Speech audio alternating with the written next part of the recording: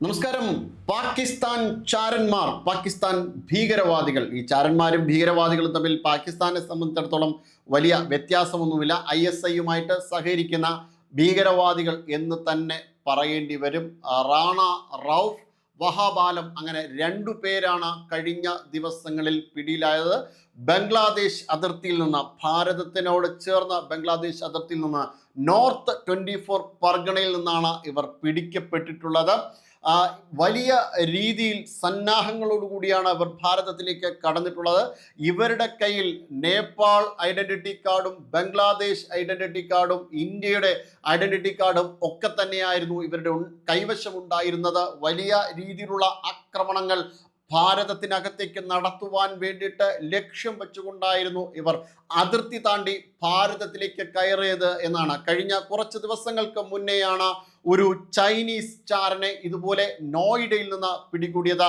ചൈനയും പാകിസ്ഥാനും ബംഗ്ലാദേശും തുർക്കിയും ഒക്കെ ഭാരതത്തെ ലക്ഷ്യമാക്കിക്കൊണ്ട് ഇത്തരത്തിലുള്ള ഭീകരവാദത്തിന്റെ ഓപ്പറേഷനുകൾ നടത്തിക്കൊണ്ടേയിരിക്കുകയാണ്. പാകിസ്ഥാനിലെ ഭീകരവാദികൾ പല രീതിയിലുള്ള തിട്ടൂരങ്ങളൊക്കെയാണ് ഇപ്പോൾ ഇറക്കിയിരിക്കുന്നത്. അതായത് ജമ്മു കശ്മീർ കേന്ദ്രീകരിച്ചുകൊണ്ട് പണ്ഡിറ്റുകൾക്ക് നേരെ കഴിഞ്ഞ ദിവസങ്ങളിലാണ് ഇവർ ആക്രമണത്തിന് വേണ്ടിയിട്ടുള്ള ചില കാര്യങ്ങൾ, ചില ഇത്തരത്തിൽ ഇവരെ ആക്രമിക്കുമെന്നൊക്കെ പറഞ്ഞുകൊണ്ട് ചില ആഹ്വാനങ്ങളൊക്കെ നടത്തിയിരുന്നത്. അങ്ങനെ ഭാരതത്തെ ലക്ഷ്യം വെച്ചുകൊണ്ട് ഈ ഭീകരവാദികൾ ഇപ്പോൾ നീങ്ങുകയാണ്. എങ്ങനെയെങ്കിലും പാകിസ്ഥാന് ഇന്ത്യക്ക് നേരെ ഒരു ആക്രമണം നടത്തണം. പക്ഷെ പാകിസ്ഥാൻ മനസ്സിലാക്കുന്നില്ല, ഇന്ത്യക്ക് നേരെ ഒരു അതിർത്തി കടന്ന ആക്രമണം ഇനി ഉണ്ടായാൽ പാകിസ്ഥാൻ എന്ന് പറയുന്ന രാജ്യം ഭൂമുഖത്ത് തന്നെ ഉണ്ടാകുമോ എന്നുള്ളതിന്റെ കാര്യത്തിൽ പാകിസ്ഥാന് തന്നെ വ്യക്തതയില്ല എന്നുള്ള കാര്യം. പാകിസ്ഥാനെ പൂർണ്ണമായും നാമാവിശേഷമാക്കുവാനുള്ള എല്ലാ സജ്ജീകരണങ്ങളും ഭാരതം പൂർത്തിയാക്കി വച്ചിരിക്കുകയാണ്. കഴിഞ്ഞ വർഷം 4 ദിവസം കൊണ്ട് എങ്ങനെയാണ് പാകിസ്ഥാനെ നിലം പരിശാക്കിയത് എന്നവർ കണ്ടതാണ് ഓപ്പറേഷൻ സിന്ദൂറിലൂടെ. ആ ഓപ്പറേഷൻ സിന്ദൂർ എപ്പോൾ വേണമോ വീണ്ടും ആരംഭിക്കാമെന്നുള്ളതാണ്. ഓപ്പറേഷൻ സിന്ദൂർ നിർത്തിവച്ചിട്ടില്ല എന്നുള്ളതാണ്. അതിങ്ങനെ തുടർന്ന് പോയിക്കൊണ്ടിരിക്കുകയാണ്. പാകിസ്ഥാൻ വീണ്ടും ഒരു ആക്രമണത്തിന് ഇരയാക്കപ്പെട്ടാൽ തീർച്ചയായും പാകിസ്ഥാന് പിടിച്ച് നിൽക്കുവാൻ പോലും കഴിയില്ല. കഴിഞ്ഞ നാളുകളിൽ എങ്ങനെയാണ് കിരാന കുന്നുകൾക്കുള്ളിൽ പാകിസ്ഥാൻ സൂക്ഷിച്ചു വച്ചിരുന്ന ആണവായുധങ്ങളും അതോടൊപ്പം തന്നെ യുറേനിയം, സമ്പുഷ്ടീകരിച്ച യുറേനിയം ഒക്കെ തന്നെ ഭാരതം നശിപ്പിച്ചു കളഞ്ഞിട്ടുണ്ടായിരുന്നു. ഇപ്പോൾ പാകിസ്ഥാന്റെ കയ്യിൽ ഉണ്ട് എന്ന് പറയുന്ന ഈ അണ്വായുധങ്ങളൊക്കെ ഒരു മിത്താണ്, ഒരു സങ്കല്പമാണ് എന്നുള്ളതാണ്. ആ രീതിയിൽ പാകിസ്ഥാനെ നിലം പരിശാക്കിയതിന് ശേഷമാണ് ഭാരതം ഇപ്പോൾ മുന്നോട്ട് പോകുന്നത്. പക്ഷേ ഭാരതത്തെ ലക്ഷ്യം വെച്ചുകൊണ്ട് ഇവർ പല രീതിയിലുള്ള ഓപ്പറേഷനുകളും നടത്തി വരികയാണ്. അതിൻ്റെ ഭാഗമായിട്ടാണ് ഇത്തരത്തിൽ ഇന്ത്യ താണ്ടിക്കടന്ന ഇന്ത്യയുടെ രഹസ്യരേഖകൾ തട്ടിയെടുക്കുവാനും ഇന്ത്യക്കകത്ത് എവിടെയൊക്കെ ഭീകരവാദത്തിന്റെ ആക്രമണങ്ങൾ നടത്തണം എന്നത് ലക്ഷ്യം വെച്ചുകൊണ്ട് ഭാരതത്തിനകത്തേക്ക് ഈ ആലം ഒക്കെ കടന്ന് കയറിയിട്ടുണ്ടായിരുന്നത്, റൌഫും ആലം ഒക്കെ കടന്നു കയറിയിട്ടുണ്ടായിരുന്നത്. അങ്ങനെ ഈ രീതിയിൽ ഭാരതത്തെ ആക്രമിക്കുവാൻ വേണ്ടിയിട്ട് വന്നിട്ടുണ്ടായിരുന്ന ഈ പാകിസ്ഥാൻ ചാരന്മാരെ ഇന്ത്യ കൈയോടുകൂടി പൂട്ടിക്കെട്ടിയിരിക്കുകയാണ്.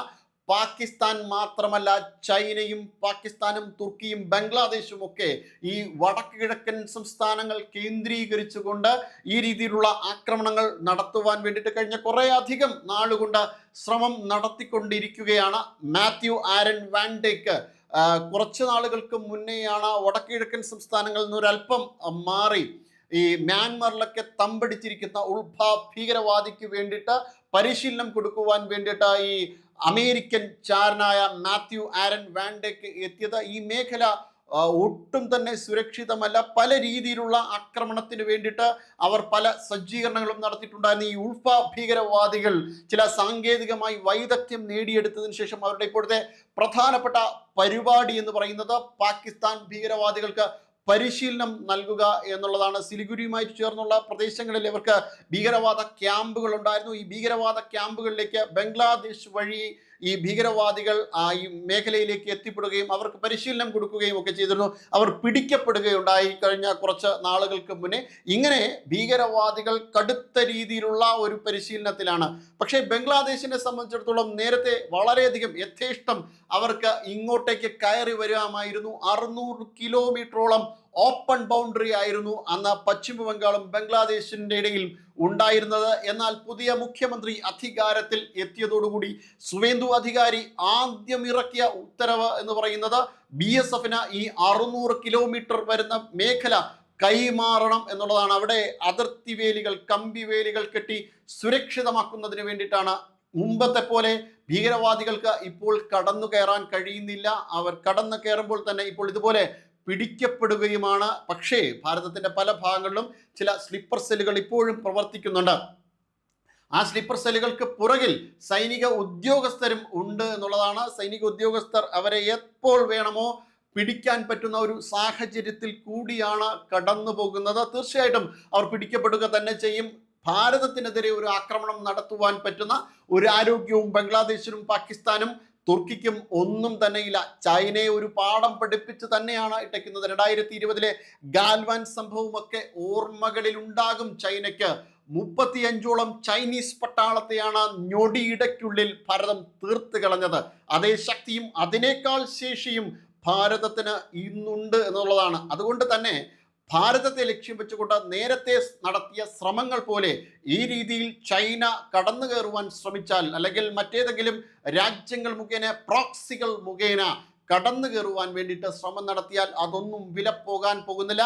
അതിനെയൊക്കെ അടിച്ച് നിരപ്പാക്കാൻ പോകുന്ന തരത്തിലുള്ള കരുത്ത ശേഷി ഭാരതത്തിന് ഇന്നുണ്ട് എന്നുള്ളതാണ്. അതുകൊണ്ട് തന്നെയാണ് ഈ ബംഗ്ലാദേശിൽ നിന്ന് കടന്നു കയറുന്ന ഈ ഭീകരവാദികളെ തച്ച് തകർക്കുവാൻ കഴിയുന്നതും. ബംഗ്ലാദേശ് ഇപ്പോൾ പഴയ ബംഗ്ലാദേശ് പോലുമല്ല. അതുകൊണ്ടാണ് ഇപ്പോൾ ബംഗ്ലാദേശിലേക്ക് ഷെയ്ഖ് ഹസീനയെ ഇൻവൈറ്റ് ചെയ്തിരിക്കുന്നത്. ഷെയ്ഖ് ഹസീനയ്ക്ക് ഒരു പ്രശ്നവും ഉണ്ടാക്കില്ല എന്ന തരത്തിൽ തന്നെയാണ് താരിഖ് റഹ്മാൻ ഇൻവൈറ്റ് ചെയ്തിരിക്കുന്നത്. അതായത് ഷെയ്ഖ് ഹസീനയെ പോലെ ഈ താരിഖ് റഹ്മാൻ ഒന്നും ബംഗ്ലാദേശിനെ മനസ്സിലായിട്ടില്ല. ബംഗ്ലാദേശിന്റെ മുക്കും മൂലയും വളരെ കൃത്യമായിട്ട് അറിയുന്ന രാഷ്ട്രീയ നേതാവാണ് ഷെയ്ഖ് ഹസീന.